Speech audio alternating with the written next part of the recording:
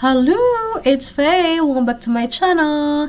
Alright, so for today's video, we'll be discussing another topic, which is the teaching with dramatized experiences. Now let us know the topic outline of this video. First, we have the introduction, then to be followed by the range of dramatized experience, and then the additional informations. Now, what is dramatized experience? Dramatized experience is a learning or teaching method that involves active participation, role-playing, or simulation to help learners experience concepts, events, or ideas in a more vivid and engaging way.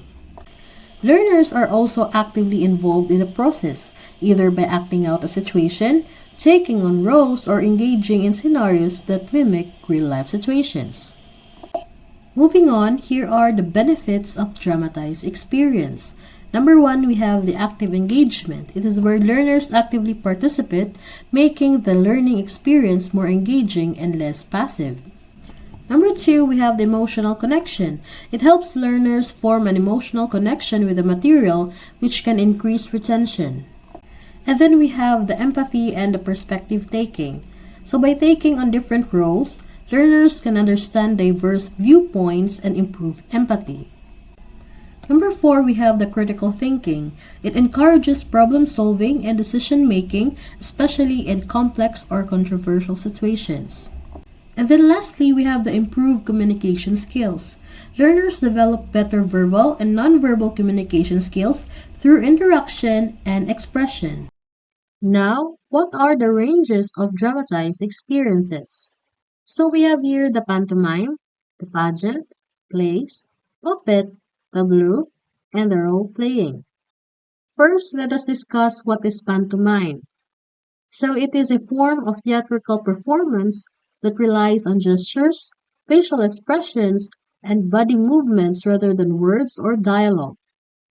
Its effect on the audience depends on the movements of the actors.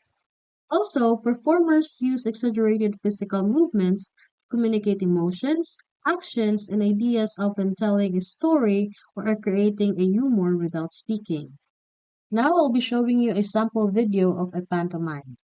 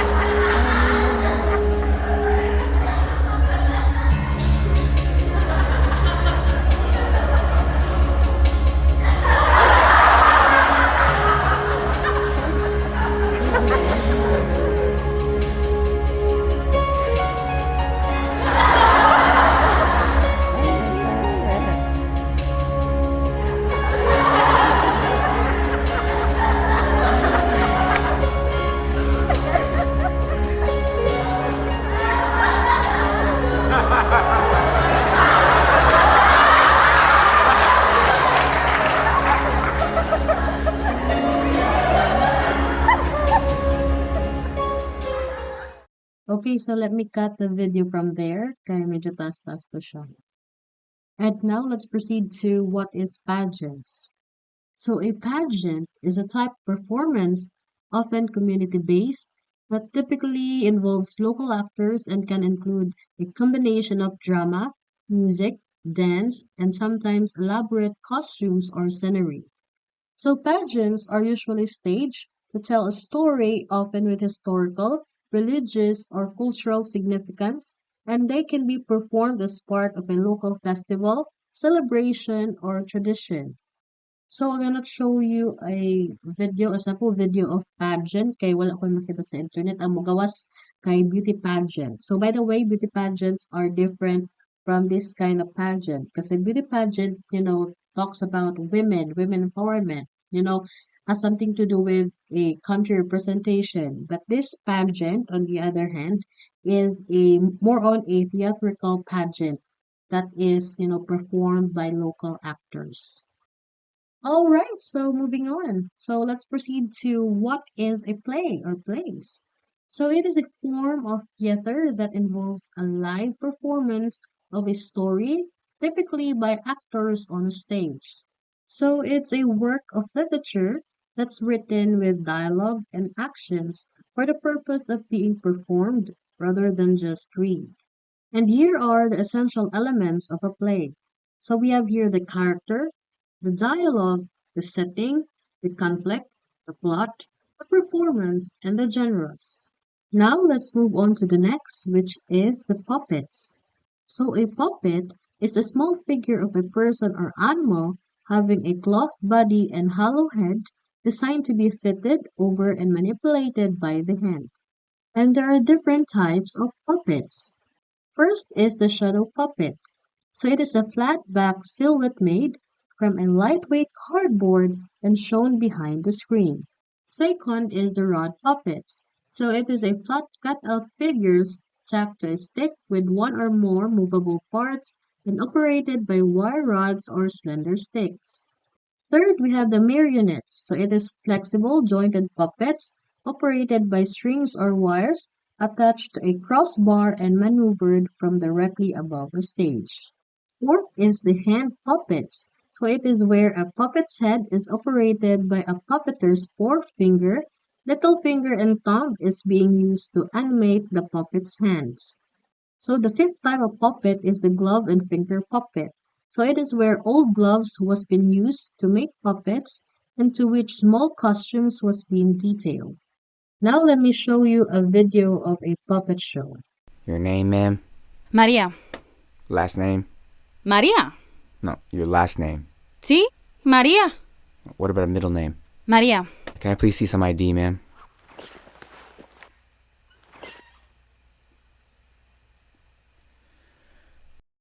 So again, I'll just cut the video from there kay Tasia.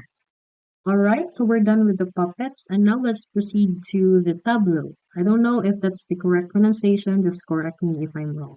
Okay, so tableau comes from the French word for picture or painting. So it refers to a dramatic scene or arrangement that is carefully composed and often displayed as a still image. In the context of theater or performance, a tableau is typically a frozen moment in time where actors position themselves in a way that visually represents a significant scene, emotion, or idea without any movement or dialogue. All right, down to the next, we have the role playing. So it is an activity or form of play where participants take on the roles of specific characters and act out scenarios or situations.